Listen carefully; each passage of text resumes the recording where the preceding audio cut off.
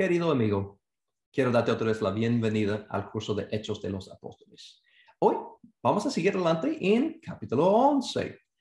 Si recuerdas, la vez pasada hemos estado mirando varios elementos dentro de la segunda sección del libro de Hechos, pero obviamente eso no es, los cambios no son muy drásticos. Entonces, realmente, en cierta forma, lo que vamos a ver hoy sobre Antioquía cae fuera de la región que es Judea y Samaria. Vamos a ver que Antioquía está más al norte y no está técnicamente en Judea. Pero realmente en cuanto a la organización literaria del libro, creo que cabe bien en esta sección. Por eso lo incluyo ahora sí.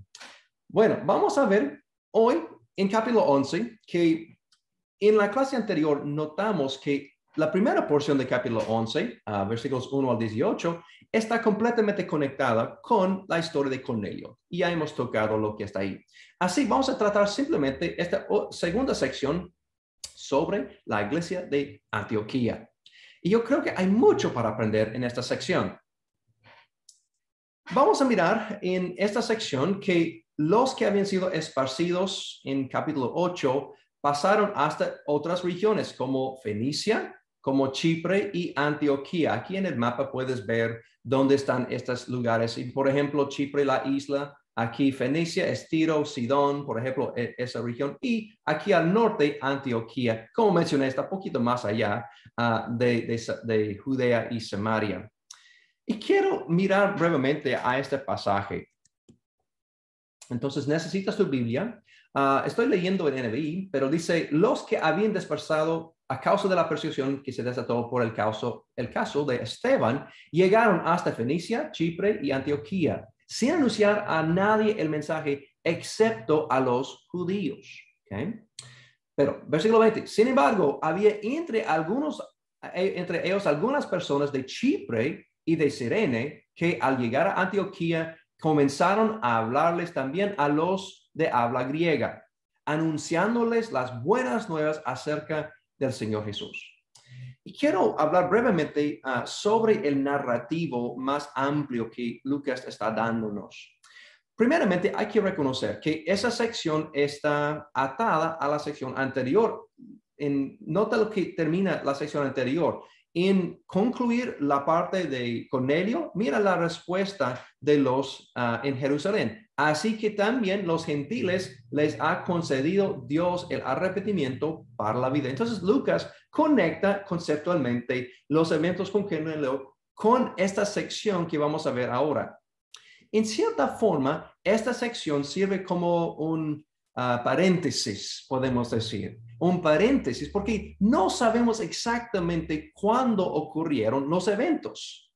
Porque él va a decir, él los va a conectar con los eventos del capítulo 8. Y si recuerdas, miras conmigo aquí, aquel día, cuando Esteban fue matado, se desató una gran persecución contra la iglesia de Jerusalén. Y todos, excepto los apóstoles, se dispersaron por las regiones de Judea y Samaria. Y ahora sabemos que aún más allá, al norte, en Fenicia y Chipre, y también en la ciudad de Antioquía. Así, lo que está pasando es que desde este versículo, Lucas va a enfocar su narrativo en eventos de Felipe, por ejemplo, y también en Pedro, y también obviamente en la conversión de Saulo y Pablo. Y como sabemos, en la historia aquí que Lucas está dándonos, él tiene un propósito y su enfoque central está en los apóstoles. Y por esa razón, las historias centrales se enfocan en las obras y las conexiones con los apóstoles, los que están en Jerusalén también. En cierta forma, con capítulo 8, con Felipe, él también tenía una relación con los apóstoles, porque cuando Samaria recibió la palabra, ¿qué enviaron los apóstoles? Así, lo que está pasando es que Lucas está dándonos el enfoque en los apóstoles, pero él quiere decir, mira, también otras cosas estaban ocurriendo simultáneamente con lo que he grabado en los capítulos 8, 9 y 10. Y eso es lo que está pasando en capítulo 11. Está dándonos otras cosas. Regresando a nuestro ejemplo de película. Estamos mirando la gran mayoría de los eventos, pero él dice, ok, mientras que todo eso está ocurriendo, también otras cosas. Vamos a regresar en tiempo un poquito y ver unos otros eventos que ocurrieron al mismo tiempo. Así, cuando leemos este capítulo 11, debemos recordar que eso está ocurriendo simultáneamente a los eventos de lo que hemos leído antes. Y eso entonces causa la pregunta, ¿es Cornelio el primer gentil para aceptar el evangelio? No sabemos. Realmente el tiempo no está clarito si ocurrió el evento con la casa de Cornelio primero o los eventos aquí. Pero lo que es significativo con el caso de Cornelio es porque Pedro, el apóstol Pedro, estuvo ahí y eso fue un momento importante en el desarrollo del narrativo y también obviamente va a ser usado en capítulo 15 en relación con el concilio, etcétera. Y creo que es significativo que Dios está mostrando a los de Jerusalén y a todos, decir que todos pueden ser salvos. Y es difícil determinar cuándo exactamente los hermanos que están anunciando el evangelio en Chipre y en Antioquía tenían éxito, si es antes o después de Cornelio. Simplemente no está clarito. Pero realmente no es tan importante porque el punto es que tal como Cornelio, otros están aceptando la palabra que no son judíos. Y eso sería importante para nuestro estudio el día de hoy. Con eso, entonces, quiero regresar al texto para ver lo que está pasando. Así, otra vez, los que fueron los helenistas, si recuerdas, muy probablemente los que tenían raíces entre los que son de la diáspora judía, viviendo en Jerusalén, cuando inició la persecución, salieron en sus lugares diferentes, y unos que tal vez originalmente son de Chipre o de Antioquía, habían regresado a sus lugares de origen, tal vez. Y ellos proclamaron el mensaje, y vamos a ver que en versículo 20 dice que algunas personas de Chipre y Cirene comenzaron a hablarles también a los de habla griego, de acuerdo con NBI, o en Reina Valera dice, hablaron también a los griegos. La palabra que está ahí es helenistas o es el mismo término que hemos visto en capítulo 6:1 en cuanto a las viudas de habla griega. Van a ver que también se usa ese término en capítulo 9:29 y aquí. Esas son las únicas ocurrencias de esa palabra. Y voy a regresar a ese en un momento. Primeramente, quiero mencionar lo que menciona aquí arriba, que personas de Chipre y Cirene. Otra vez, eso indica que son hombres o personas que son probablemente de la diáspora, no son de los judíos que nacieron en Jerusalén, vivieron en Jerusalén, son los más pegados a la ley, los más conservadores, etc. Y en Hechos y el Evangelio de Lucas, conocemos otros de Cirene, por ejemplo. Vemos que en Cirene hubo un señor, Simón, si recuerdas, en la historia de Lucas, en Lucas capítulo 23, 26, en el momento que Jesús está en camino al Calvario, un tal Simón tiene que ayudarle con la cruz y él es de Cirene. Y interesantemente en Marcos, en Marcos 15, en la historia paralela, dice que aún nombra a sus hijos. Y eso indica muy probablemente que Simón era un creyente después. Él llegó a ser un creyente y es de Cirene. Y es posible que él mismo fue uno de los que fueron a Fenicia o de Chipre y de Antioquía para anunciar las buenas nuevas. No sabemos, pero es posible. También si leemos en Hechos capítulo 2, versículo 9 o 10, perdón, 2:10, menciona que hubo unos de Antioquía que había venido para el día de Pentecostés, que a lo mejor vieron los eventos, fueron bautizados, recibieron el Espíritu Santo y ahora están regresando tal vez a sus lugares de origen. También vemos en capítulo 6:9, en la misma historia en relación con Esteban, cuando él estaba predicando en la sinagoga de los libertinos, si recuerdas eso, en libertos, eso es miembros de esa sinagoga fueron de Cirene. Entonces, es muy probable que unos de ellos se convirtieron tal vez y ahora están también llevando el mensaje. Y otro, en Hechos capítulo 13, en capítulo 13, versículo 1, cuando inicia la información sobre el primer viaje misionero que está en Antioquía, nombra unas personas y una de las personas mencionadas es un tal Lucio. Lucio es de Cirene. Entonces, es muy probable que Lucio es uno de los que están mencionados aquí en ese evento. También menciona personas de Chipre. No tenemos mucha información de los que son de Chipre, pero por lo menos sabemos de Bernabé. Y por esa razón, probablemente él fue seleccionado por los líderes de Jerusalén más adelante en nuestro capítulo para ir a ver la iglesia en Antioquía. Otra persona interesante aquí, que no es de Chipre, de Cirene, sino uno que hemos encontrado en capítulo 6, versículo 6 y adelante, cuando tenemos la lista de las personas seleccionadas para servir como diáconos o siervos, en capítulo 6, uno es llamado Nicolás, llamado un prosélito de Antioquía. Y tal vez él también regresó a su hogar llevando las noticias. No sabemos, pero posiblemente. Bueno, continuando con el texto, pues. Quiero tratar esta situación aquí con la palabra de helenistas, aquí en la lámina. Es una batalla grande entre estudiosos porque hay problemas textuales si es la palabra en griega helenistas o helenas. Helenas simplemente significa griegos. Helenistas es esa cuestión de, ¿qué es el significado de esa palabra? La mayoría de lo que yo he visto, Metzger, entre otros, en su comentario, nota que eso probablemente es la palabra original aquí de helenistas en vez de helenas. Y tal vez helenas fue una corrección, posiblemente por unos escribas más tardíos. Pero la cuestión es, ¿de qué se trata? ¿Quiénes son helenistas? En capítulo 6:1 tiene que ver con judíos que hablan griego o que tienen por cultura griego. Capítulo 9:29 es el opuesto, que parece que no son judíos. Entonces aquí, que no son creyentes. Aquí en capítulo 6:1 son creyentes de raíces judías, pero culturalmente y probablemente más griegas. En 9:29 seguramente no son creyentes, no son cristianos, pero son tal vez de raíces griegas o de que tienen culturalmente hablando conexiones con los griegos.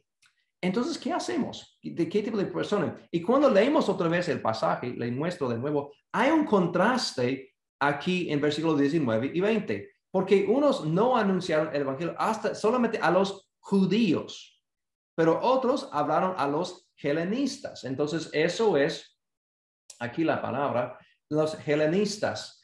Y eso es la cuestión. Si está en contraste con los judíos, tal vez eso significa los no judíos. Sería la forma más natural de entender la frase.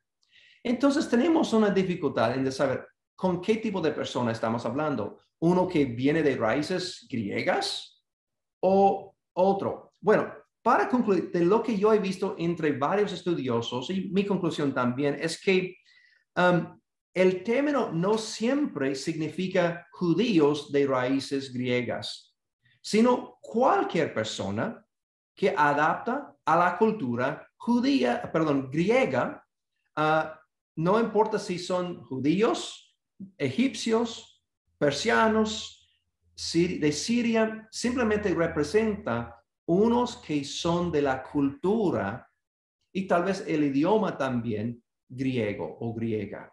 Y yo creo eso nos ayuda a entender lo que está pasando, que podrían ser judíos, podrían ser los de Siria, podrían ser otros, pero que su cultura principal es griega. Y entonces eso fue en el primer grupo, solamente los judíos que son judíos completamente mantienen sus tradiciones, etcétera, en versículo 19, pero ahora son los que no necesariamente siguen las tradiciones judías. Entonces, ahora estamos viendo que el evangelio está tocando más allá de solamente los judíos. Y eso coincide con lo que hemos visto con el caso de Cornelio. Y así conecta también temáticamente con lo que estaba pasando antes. Espero que eso fue claro. Bueno, vamos a seguir adelante. Entonces, y vamos a hablar un poquito sobre la ciudad de Antioquía. y la iglesia, el inicio de la iglesia en Antioquía, que va a llegar a ser una de las iglesias principales del cristianismo. Vamos a ver que Antioquía va a servir como el inicio del primer viaje misionero en capítulo 13. Y aún más adelante en la historia sabemos que eso llegó a ser una de las ciudades principales de la iglesia en el tercer, cuarto siglo después de Cristo, cuando ya ha sido crecido la iglesia. Y fue el centro también de estudio. Había lo que llamaban la escuela de Antioquía, si quieres investigar más sobre eso. Crisóstomo, Juan Crisóstomo, uno de los famosos estudiosos, nació en esta ciudad de Antioquía. Entonces, él tenía raíces ahí. Entonces, hay mucho para estudiar más de Antioquía, pero quería dar un par de fotos y después darnos un poquito de su trasfondo para entender mejor la circunstancia cuando llegaron los que están evangelizando en nuestro capítulo. Aquí son unas fotos de unas partes, el muro antiguo de Antioquía, que fue construido posiblemente en el periodo de ese tiempo. Este puente también probablemente que cruzó el río Orantes, sobre lo cual la ciudad de Antioquía fue establecida. Eso probablemente tiene sus raíces en el periodo romano. Y también hay una gruta de San Pedro, una iglesia antigua. No recuerdo las fechas exactas, pero eso obviamente viene después. También hay ruinas de un hipódromo que tienen sus raíces en el periodo del primer siglo, cuando Antioquía fue construida por los romanos y también aún antes por otros. Pero realmente podrías investigar mucho más. Aquí son unos recursos que yo he usado y que quiero mencionar aquí. Pero resumiendo un par de cosas, unas cosas que necesitamos saber. Número uno, Antioquía fue una ciudad grande, una ciudad metropolitana que tenía una mezcla de muchas culturas, personas, etc. De acuerdo con Josefo y otros autores, piensan que esa ciudad fue la ciudad tercera más grande del imperio. Imagínate, atrás de Roma y Alejandría en Egipto, que es la ciudad tercera más grande del imperio romano en ese periodo. Muchos piensan que tal vez tenían casi 5,000 habitantes y eso fue una ciudad enorme en el mundo antiguo. Entonces, es una ciudad grande.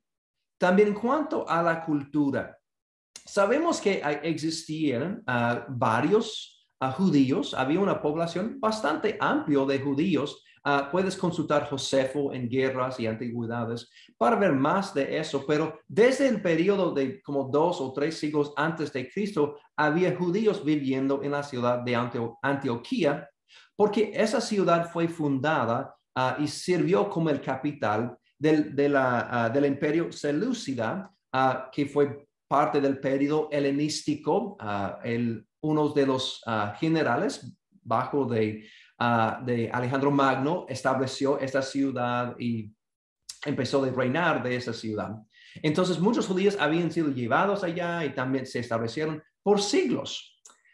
Entonces había una gran cantidad de judíos viviendo ahí, pero también, y realmente el punto más central es que aunque hubo judíos, el ambiente central es helenística o helenístico. Es que por ser una ciudad establecida por griegos y por haber sido mantenido por griegos sobre los siglos, realmente la cultura es greco y más adelante romana, porque en los 60 antes de Cristo, esta ciudad fue conquistada por los romanos y ellos establecieron su capital de la provincia también. Así fue gobernada directamente por Roma en el periodo que estamos estudiando aquí, obviamente. Pero culturalmente es greco-romano. Y también sabemos por varios autores que esta ciudad tenía una mezcla de religiones también, incluyendo un enfoque en un santuario de Apolo. También había un santuario especial de Dafne. También hay evidencia de adoración de los otros dioses del panteón de los griegos y también evidencia de que hubo otros de las religiones místicos, etcétera.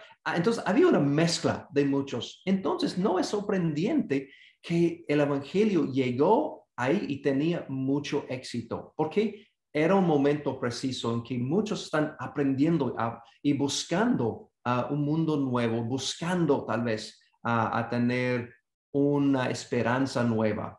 Así, eso nos da un poquito de idea de cómo era la situación cuando llegaron los que están evangelizando. Y otros, puedes ver más en estos sitios, en estos recursos para más información. Bueno, en versículos 21 y 22 vamos a ver de que la iglesia experimenta un crecimiento increíble. Dice, por ejemplo, que la mano del Señor era con ellos. Y quiero enfatizar algo sobre ese punto rápidamente, que muy probablemente eso significa que estaban haciendo milagros. No dice explícitamente que habían milagros, señales, etcétera, como hemos visto en capítulo 8 o en capítulo 2 o aún en capítulo 3 y 2. Pero yo creo que eso es la razón por mencionar la mano del Señor. Si consultas, por ejemplo, en Éxodo capítulo 9:1, 9:3, perdón, en Éxodo 9:3, cuando Dios sacó su pueblo de Egipto, lo hizo por medio de la mano y a veces menciona el brazo del Señor, por medio de prodigios y señales. Entonces, es muy probablemente que Lucas está utilizando esa frase para mostrar que hubo experiencias de señales, etcétera, también en Antioquía. Crisóstomo, como mencioné antes, que vino de esa iglesia, pero obviamente siglos después, dijo que eso también fue el caso. Además, cuando llega Bernabé, dice en el texto aquí en Hechos capítulo 11, cuando llegó Bernabé de Jerusalén, él vio la gracia de entre ellos. Y eso probablemente indica, la palabra gracia aquí es charis, y lo cual es relacionada con la palabra carismata, de que se usa frecuentemente por los dones espirituales. Entonces, es muy probable por poder ver evidencia, indique que eso es evidencia de prácticas milagrosas. Vamos a ver también que hubo profetas entre ellos en capítulo 13. Así, muy probablemente es una de las razones por el crecimiento de la iglesia. Ellos están practicando milagros, tal vez profetizando, etcétera, en ese entonces. Y dice en versículo 21, 24, 26, enfatiza que un gran número, mucha gente. Entonces tenemos la idea que estaba creciendo de una forma increíble. Entonces, gloria a Dios, que las puertas están abriéndose para el evangelio y muchos se están cambiando, convirtiéndose, tal como dijo versículos anteriores en 18, que ahora Dios ha dado oportunidad a todos, incluyendo los griegos, incluyendo los gentiles, para arrepentirse. Bueno, entonces, vemos también en esa sección que, versículo 23 y también y adelante, que Bernabé va a llegar primero a la ciudad de Antioquía. La iglesia que está en Jerusalén escuchó de los eventos a que muchos habían aceptado la palabra basado en los que habían proclamado el mensaje y ellos querían enviar a Bernabé para ver la situación. Yo creo que es interesante eso, porque cuando los líderes en Jerusalén escucharon que el mensaje había sido recibido en Samaria, capítulo 8, ellos enviaron Pedro y Juan. Y es interesante que no enviaron apóstoles a Antioquía. Y no sé por qué. Tal vez ellos seleccionaron a Bernabé porque él es de Chipre y tal vez él tenía conexiones de los que habían ido ahí. Tal vez son conocidos o familiares aún de él. También que él probablemente es otro helenista. Entonces, él también tiene conexiones culturalmente hablando, conecto con ellos. Sería una persona idónea para conectar con ese movimiento en Antioquía. Entonces, y eso también indica que tal vez Bernabé tenía bastante, pues, autoridad en la ciudad de Jerusalén o conexión Él fue muy respetado aparentemente por la iglesia ahí, por ser seleccionado para ir y ver lo que está pasando, y en cierta forma dar el sello de aprobación. Entonces, yo creo que es interesante ese punto. Entonces, la iglesia en Jerusalén envió a Bernabé, él llega, y quiero leer rápidamente, antes de tratar la cuestión de Pablo, quiero leer rápidamente esta sección. Dice que la noticia de esos sucesos llegó a los oídos de la iglesia en Jerusalén y mandaron a Bernabé y a Antioquía. Nota lo que dice. Cuando él llegó y vio las evidencias de la gracia de Dios, se alegró y animó a todos a hacerse el firme propósito de permanecer fieles al Señor, pues era un hombre bueno, lleno del Espíritu Santo y de fe. Me encanta esta descripción breve de Bernabé. Él seguramente era un hombre con quien uno podría acercarse fácilmente, ¿no? Y tal vez por su actitud y su habilidad así fue seleccionado también. No solamente porque él viene de raíces de la diáspora, sino también por su propia habilidad, su propio don espiritual. Y vamos a ver que tal vez en tu propia vida has visto individuos que parecen más como Pablo, con la voz fuerte y la persona que tiene el tipo de personalidad A que dice aquí en los Estados Unidos, que es muy directo, muy claro, etc. Y eso tiene su lugar. Pero también hay otro tipo de persona también que es más suave, más tranquilo, y eso me parece más como Bernabé. Y yo creo que es muy importante que Dios podría utilizar dos tipos de personalidades y aún mucho más personalidades. Así, me encanta ver esa descripción bella y breve de Bernabé.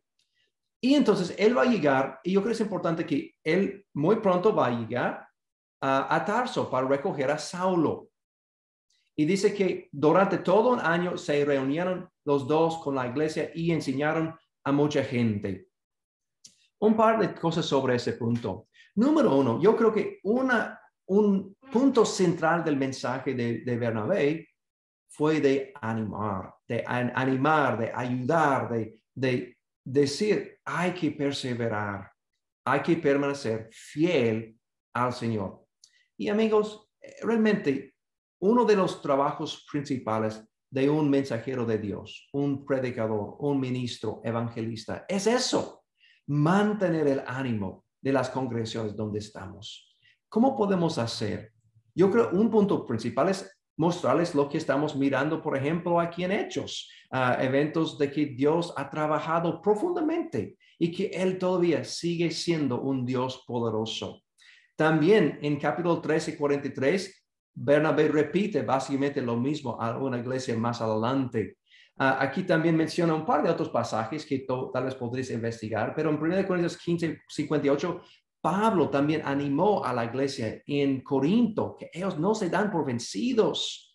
Y yo creo todo el libro de Hebreos, si estás en necesidad de ánimo, yo quiero sugerir que leas el libro de Hebreos. Es lleno de mucho ánimo.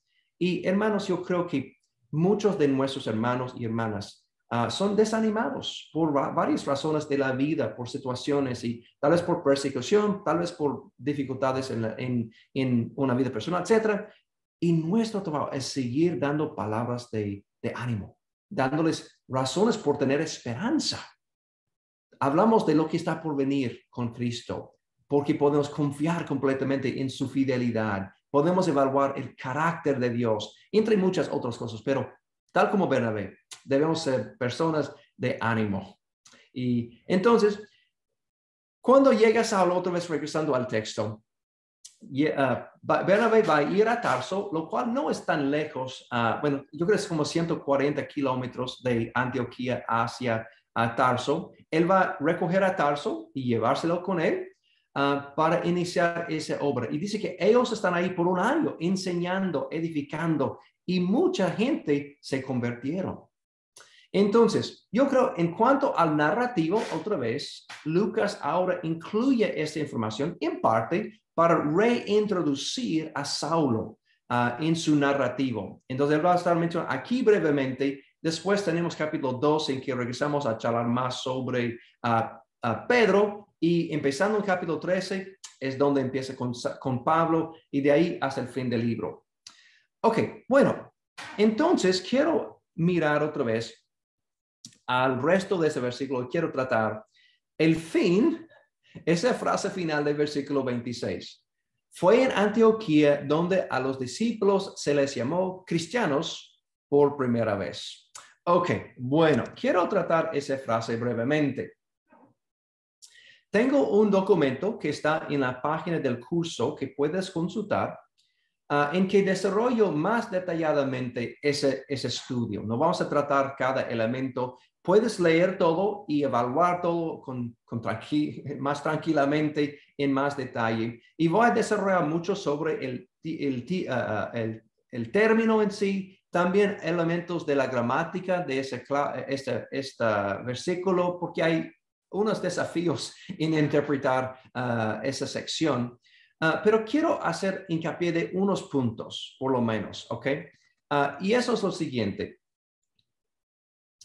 El término cristianos en griego aparece solamente 3 veces en todo el Nuevo Testamento.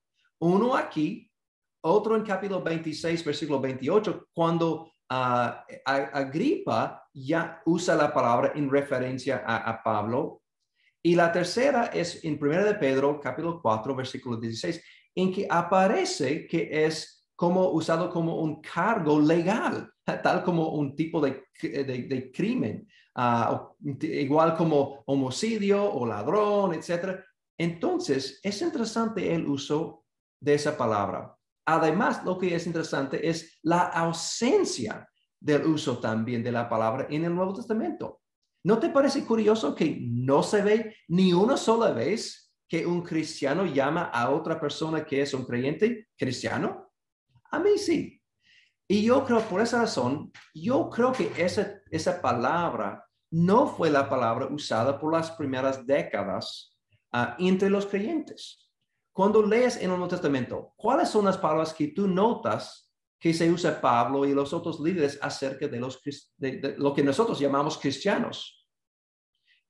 Uno es tal vez creyente, otro discípulo. Santo es visto varias veces en el Nuevo Testamento. Van a ver más adelante en el libro de Hechos que el camino, miembros del movimiento del camino, también la idea de que son miembros de la secta de los nazareos, va a ser también de una forma negativa también de los de afuera. Pero en cuanto a los títulos que usaban uno con el otro, probablemente la palabra más común es hermano. Y es interesante que ellos no usaban la palabra cristiano. Pero si vemos en la historia, van a ver que esa palabra fue adoptada más adelante en la historia. Entonces, quiero dar un poco más información rápidamente del trasfondo. La palabra cristianos, de donde deriva nuestra palabra cristiano, obviamente, deriva de 2 elementos. La etimología viene de 2 partes. Número 1 es la palabra Christos, que es de Cristo. Y Christos significa el ungido. Y esto tiene que ver con, como hemos visto, relación con el Mesías, el Mesías en hebreo, lo cual es el ungido en hebreo, y tal como Christos en griego. Pero el segundo elemento de la palabra es la segunda parte, Ioannalis o Janus. Y eso es del latín, realmente. Aunque Christos es griego, Janus o Ioannalis es de latín y significa perteneciendo a o identificándose con. Y tenemos evidencia en el primer siglo de varios que son llamados con esa terminación. Por ejemplo, cesarianos, los que pertenecen a César; herodianos, que los que pertenecen a Herodes; popeianos. Es poco difícil decir, ¿no? Los que pertenecen a Popeya. Entonces, había otros en el mundo romano que usaban esa terminación o esa análisis para identificar un grupo político tal vez, o un grupo conectado con un individuo. Entonces, los que están en Antioquía parece que están llamando a ese grupo de creyentes que están conectados con este Cristos. Bueno, en mi opinión, y eso coincide con muchos, que en ese periodo de la iglesia, la palabra cristianos fue una palabra tal vez de burla de parte de los que no son cristianos, no usado por los mismos cristianos, sino por los que no fueron cristianos. Y ellos están diciendo, esos son cristianos, ellos siguen este Cristo, pero en una forma negativa, tal como, mira conmigo, vale la pena leer ese primero Pedro 4:16, primero de Pedro 4:16, y voy a leer 15 también. Que ninguno tenga que sufrir por asesino, ladrón o delincuente, ni siquiera por entrometido. Pero si alguien sufre por ser cristiano, que no se avergüence, sino que alabe a Dios por llevar el nombre de Cristo. Otras, si nota lo que es paralelo entre los dos versículos, es que es como una serie de cargos legales. Igual cargo de cristiano. Y por esa razón, yo creo, eso fue un título negativo al principio, que fue usado por los no creyentes en contra o acerca de los que son creyentes. Así, eso coincide con también la descripción aquí en capítulo 11 de Hechos, que fueron llamados cristianos, indicando que, bueno, vamos a mirarlo, un par de cosas de ahí, vale la pena de ver.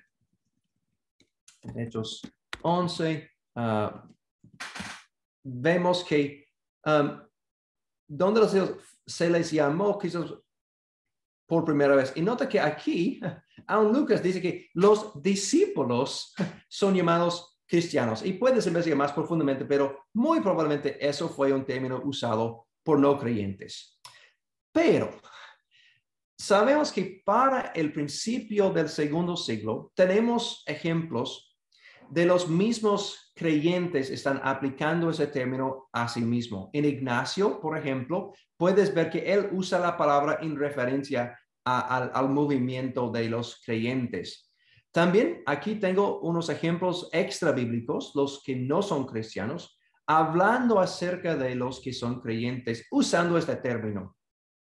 Y no sabemos exactamente cuándo ese término fue adoptado por los mismos creyentes. Simplemente no sabemos, pero por lo menos para el principio del segundo siglo, eso fue aceptado. Y seguramente en la mitad del segundo siglo tenemos ejemplos de Justino Mártir, usado frecuentemente en sus apologías a referencia a sí mismo y con orgullo aún. Y yo creo que eso es interesante, que también ellos habían sido, en cierta forma, maltratados por ser llamados cristianos, y ellos, los cristianos, abrazaron el título diciendo, yo voy a llevar el nombre de Cristo. Entonces, desde entonces seguimos con esa manera. Bueno, siguiendo adelante con la historia. Vemos en versículo 27, al fin, una nueva información.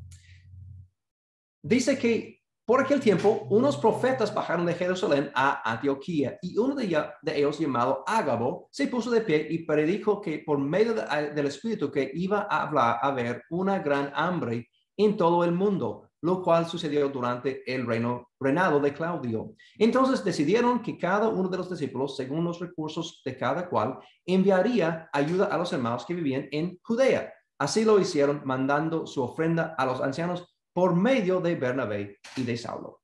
Ok. Ágabo profetiza acerca de un hambre que está por venir. Primeramente, la idea de profetas. Sabemos desde capítulo 2, en capítulo 2, versículo 17 adelante, que cuando Dios derramó su espíritu sobre toda carne, que eso incluye que ellos iban a profetizar. Y hay evidencias aquí en el libro de Hechos, varias ocasiones en que alguien profetiza. Y no siempre tiene que ver con hablar del futuro, sino también podría simplemente proclamar un mensaje. Y otra, te invito a investigar más sobre la idea de profecía, visto, por ejemplo, en 1 Corintios 12 al 14, entre otras partes. Pero hubo unas profetas, incluyendo Ágabo, se menciona un par de veces en el libro de Hechos, aquí y también otra vez en capítulo 21. Y tal vez Lucas aprendió del evento de este hambre y que el Ágabo había profetizado sobre eso de Ágabo mismo. Tal vez Ágabo lo mencionó, pero tal vez por medio de Pablo también, quien había llevado el dinero. Bueno, entonces él proclamó eso. Y sabemos que por la historia extrabíblica que había esa hambre, o realmente ocurrió. Sabemos por medio de Suetonio, Josefo, entre otros autores, que sucedió una serie de problemas con cosechas entre el año 45 al 48 después de Cristo, resultando en hambrunas en varias partes del Imperio Romano. Entonces, no fue un solo hambre, sino una serie de problemas, aunque llegó hasta Roma. Hubo casi problemas y tumultos en la ciudad basado en el hambre. Pero eso otra vez coincide con la historia que tenemos de esos otros autores. Y lo interesante es que Ágabo proclamó el mensaje de antemano. Y eso es el punto de que está incluido aquí, para otra vez enfatizar que este mensaje que están proclamando los profetas y proclamando los apóstoles, etcétera, es algo que viene con poder, que tiene el respaldo de un Dios poderoso que pueda aún proclamar algo tan importante como hambres. Y yo creo que eso otra vez enfatiza que Dios está involucrado profundamente en lo que está pasando en este movimiento del cristianismo. Bueno, entonces sabemos que por eso la iglesia en Antioquía hizo una colección y va a enviárselo hacia Jerusalén. Pero lo interesante de eso es el versículo 29, no es un requisito que cada uno da X cantidad de dinero, sino cada uno conforme a lo que tenía. Y yo creo que eso es importante porque se ve lo mismo en otros pasajes de la Biblia, en particular en 2 Corintios capítulo 8, 11 a 12, en cuando Pablo en años después está haciendo la colección grande, y puedes leer todo el capítulo 8 y 9 también de 2 Corintios para ver más información. Lucas no toca esta segunda colección grande, pero puedes ver en Romanos capítulo 15, 2 Corintios 8, y él va a mencionar brevemente en capítulo 24, versículo 17 en Hechos. Pero la idea es que cada uno debe dar de acuerdo con lo que él tiene y de corazón. Y no están requiriendo todo, por ejemplo, no están requiriendo una cantidad exacta, sino de una forma individual. Y lo mismo ocurrió en la historia, en el Evangelio, cuando Jesús estaba fuera del templo y vio una viuda dando unas monedas pequeñas de bronce, tal como esta aquí en la lámina. Ella dio todo en su caso, pero el punto es así, que nosotros debemos seguir el modelo que hemos visto aquí en todo el libro de Hechos, de ser generosos. Hemos visto en el caso de Cornelio, hemos visto en el caso de Bernabé en capítulo 4 y hemos visto lo mismo en capítulo 2, cuando todos están compartiendo. Y yo creo que es significativo también que es un grupo de creyentes no judíos que están apoyando a sus hermanos que están en Judea. Y yo creo que es importante esa conexión intercultural y también entre hermanos, pero también que viene de raíces diferentes para mantener conexión. Y eso coincide exactamente con uno de los temas centrales del libro de Hechos. Parte es compartir, parte es abrazar a los que tal vez son un poco diferentes a mi mundo. Y creo eso es algo bellísimo a ver. Bueno, en el fin de este capítulo, en el versículo 30, Pablo y Bernabé llevan consigo el dinero hasta Jerusalén y hasta a los que están en Judea y van a quedar ahí y seguramente ellos van a dar un reporte de todo lo que ha sucedido en Antioquía. Y lo interesante es que ellos también van a eventualmente regresar a Antioquía al fin de capítulo 12. En capítulo 12, 25, Lucas menciona cómo Bernabé y Saulo están en Antioquía cuando inicia el capítulo 13 en el primer viaje misionero. Pero es interesante que Pablo y Bernabé están en Jerusalén durante todo el capítulo 12. Y ellos van a ver, por ejemplo, durante el capítulo 12, la persecución de la iglesia. En particular, van a ver la muerte de uno de los apóstoles. Y tal vez ellos mismos experimentaron parte de la persecución que van a ver en los primeros versículos del capítulo 12.